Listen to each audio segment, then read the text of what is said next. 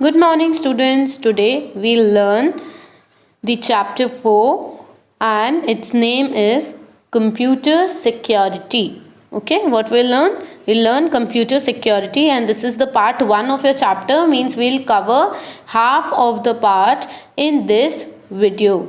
Okay, so first are the learning objectives. We'll learn about the computer virus, history of virus, types of computer virus and other harmful programs. We'll cover these 4 topics in the following video.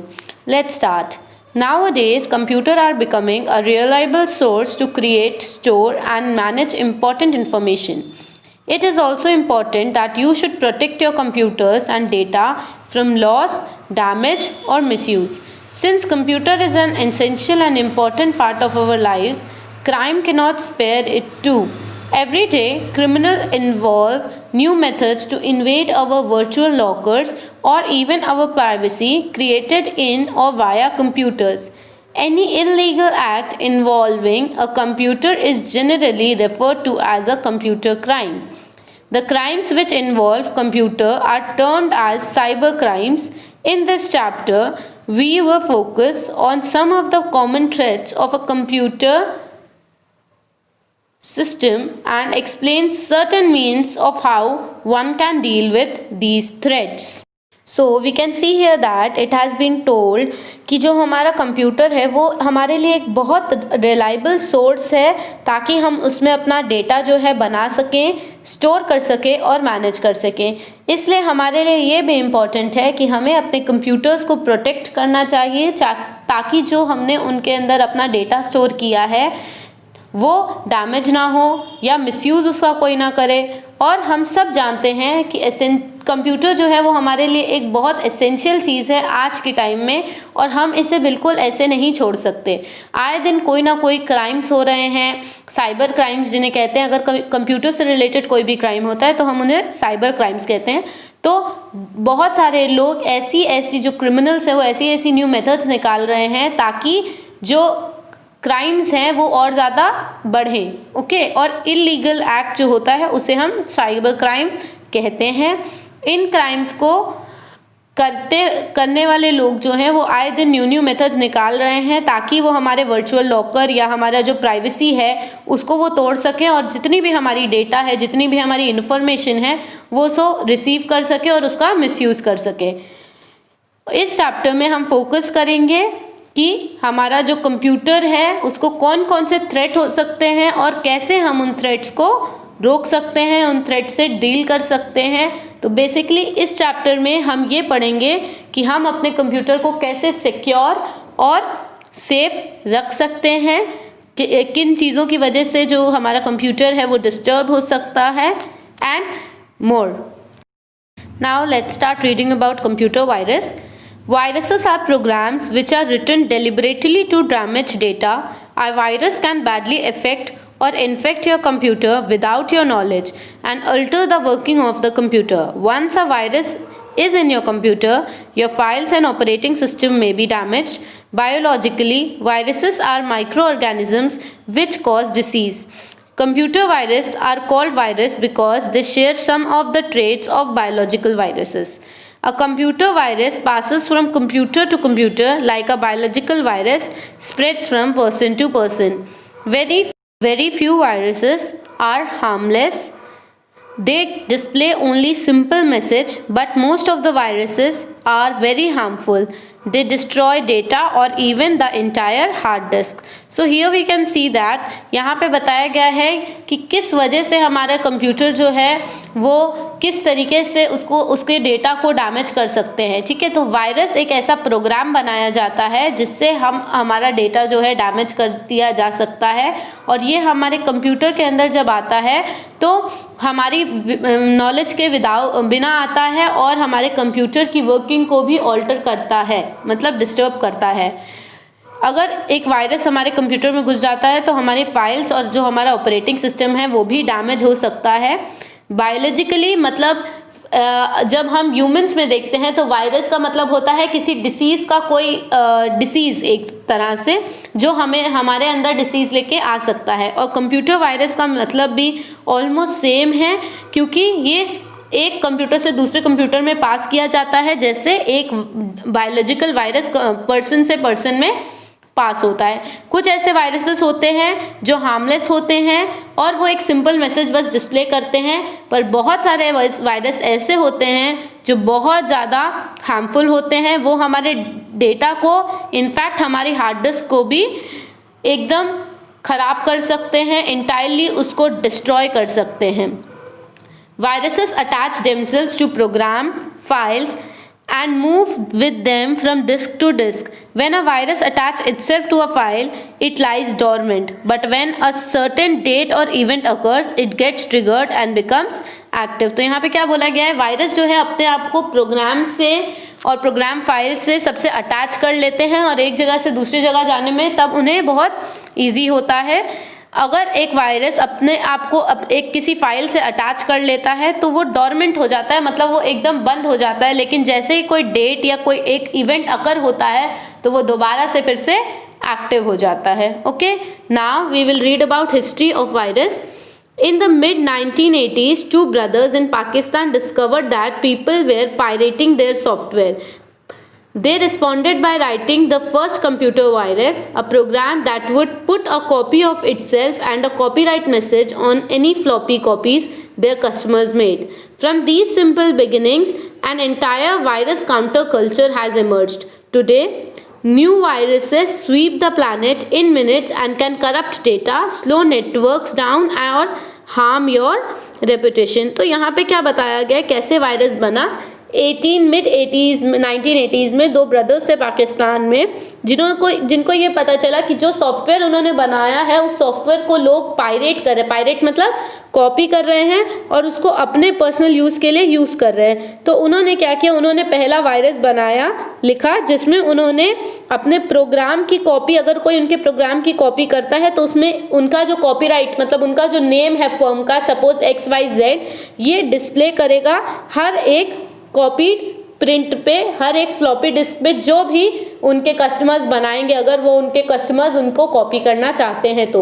और in simple steps से virus counter culture emerge हुआ, मतलब virus बनाने का जो culture है वो emerge हो गया, बनने लगे वायरस। और आज के टाइम पे ऐसे वायरसेस भी बने हैं जो मिनट्स में, जो सेकेंड्स में आपके डेटा को पूरा करप्ट कर सकते हैं, आपके नेटवर्क को स्लो डाउन कर सकते हैं और आपकी पूरी रेपुटेशन ख़त्म कर सकते हैं अगर आप अपने कंप्यूटर्स में ऐसी चीज़ें सेव करके रखते हैं जो आपके लिए बहुत प्राइवेट है, बहुत प्राइवेसी। इसीलिए कहा जाता है कि अपने कंप्यूटर्स को, अपने नेटवर्क को बहुत ज़्यादा हमें सेफ रखना चाहिए, सेफ साइट्स पे जाना चाहिए और कभी भी ऐसे कोई भी चीज़ें, फाइल्स, एप्लीकेशंस ओपन नहीं करनी चाहिए जिनका हमें यूज़ नहीं हो, जिन्हें हम ना जानते हों। Okay students, now we will study about types of computer viruses. Computer viruses can be categorized according to the types of files they infect or the kind of damage they may cause to the computer system. Some viruses that can infect a computer system are discussed here. First one is boot virus. This type of virus affects the boot sector of the floppy, hard disk or pen drive. Boot sector is the crucial part of a disk in which information about the disk itself is stored together with a program that makes it possible to boot or start the computer. Examples of boot sector viruses are Disk Killer, Michelangelo, Polyboot B and Anti-XE. Okay, तो first virus, जो बहुत सारे virus जो हैं वो अपने जिस type के फाइल को वो इन्फेक्ट करते हैं या फिर कैसा डैमेज वो प्रोड्यूस करते हैं उसके बेसिस पे वायरसेस को कैटेगराइज किया गया है। फर्स्ट वायरस जो अभी हमने पढ़ा है वो है बूट वायरस। बूट वायरस क्या करता है, जो मेन क्रूशियल पार्ट होता है फ्लॉपी का या हार्ड डिस्क का या पेन ड्राइव का, जिसमें प्रोग्राम की इन्फॉर्मेशन सेव होती है, फाइल के बारे में इन्फॉर्मेशन सेव होती है, उस इन्फॉर्मेशन को वो क्या करता है, डिस्ट्रॉय करता है, उस इन्फॉर्मेशन पे वो इफेक्ट करता है और उसको स्टार्ट होने से रोक देता है। ओके, वो स्टार्ट नहीं होती। एग्जाम्पल्स यहाँ पे दिए हुए हैं, disk killer, polyboot, anti etcetera. Second one is file infectors. This type of virus infects program or executable files with .exe or .xee or .com extension.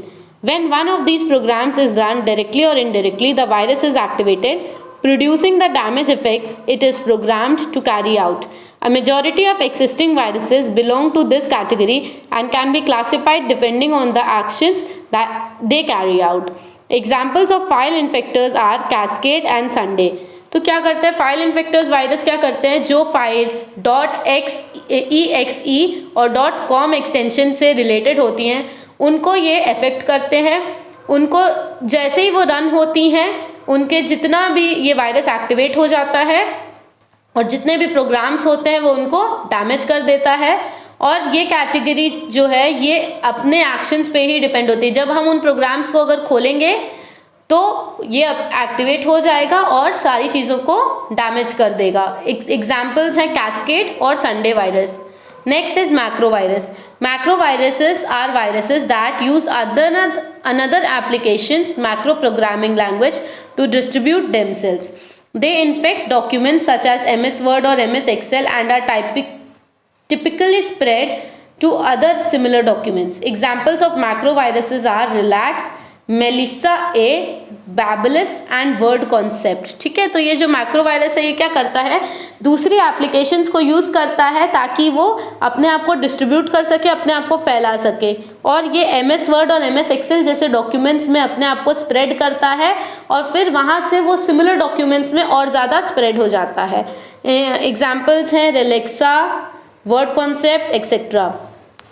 Next is stealth virus. These viruses attempt to hide their presence by using a simple technique, including the change in date and time, and hiding by increasing the file size.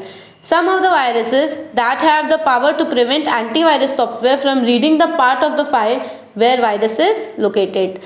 Stealth virus क्या है, वो ऐसा virus है जो अपने आप को hide करता है, अपनी प्रेजेंस को हाइड करता है एक बहुत सिंपल टेक्निक यूज़ करके, जिसमें वो क्या करता है डेट और टाइम को या तो चेंज कर देता है या फिर जो फाइल साइज है उसको इंक्रीज कर देता है। और इस वायरसेस को प्रिवेंट करने के लिए एक अलग टाइप का एंटीवायरस आता है जिसमें रीड करती है वो पूरी फाइल कि अगर वायरस लोकेटेड है या नहीं है। Next is email virus.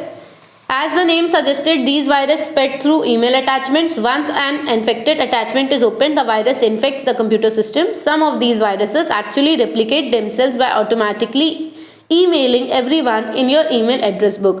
तो क्या होता है ईमेल वायरस, जैसे कि नाम है, ये वायरस ईमेल अटैचमेंट के थ्रू ही अपने आप को क्या करता है, स्प्रेड करता है और आपके ही ईमेल से आपके जितने भी ईमेल कॉन्टैक्ट्स हैं उन सबको ईमेल भेज के भी अपने आप को ये स्प्रेड करता है और पूरे कंप्यूटर सिस्टम को इन्फेक्ट करता है, डिस्ट्रॉय कर देता है। Next is polymorphic virus. Polymorphic virus changes it's code every time it infects a new file. Polymorphic virus अपना कोड जो है वो हमेशा चेंज करता है जैसे ही वो न्यू फाइल में जाता है। So a polymorphic virus may have hundreds of different forms, और इसके hundred of different forms है, बहुत सारे अलग अलग forms है। This makes it extremely difficult in an antivirus software to detect it। इसीलिए किसी भी एंटीवायरस सॉफ्टवेयर के लिए इसको डिटेक्ट करना बहुत ही ज़्यादा मुश्किल है।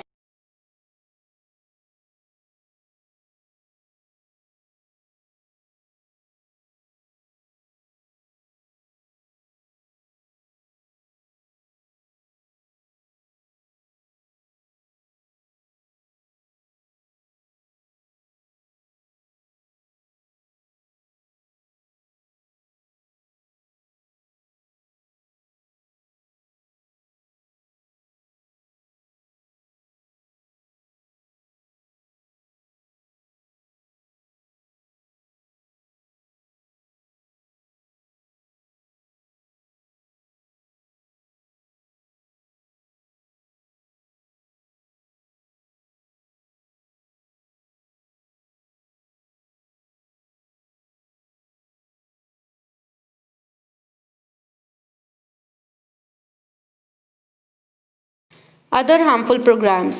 Logic bombs. They are not considered virus because they do not replicate. Their objective is to destroy data on computer once certain conditions have been met. That is specific date or event. Logic bombs go undetected until launched and the results can be destructive. Logic bombs को virus नहीं consider किया जाता है पर उनका objective ये होता है कि जिस भी कंप्यूटर में वो चले जाते हैं उसका डेटा पूरा डिस्ट्रॉय कर देते हैं जब वो एक्टिव होते हैं किसी स्पेसिफिक डेट या टाइम पे, और ये अनडिटेक्टेड रहते हैं जब तक लॉन्च नहीं हो जाते और इनके रिजल्ट्स जो हैं वो बहुत ज़्यादा डिस्ट्रक्टिव होते हैं।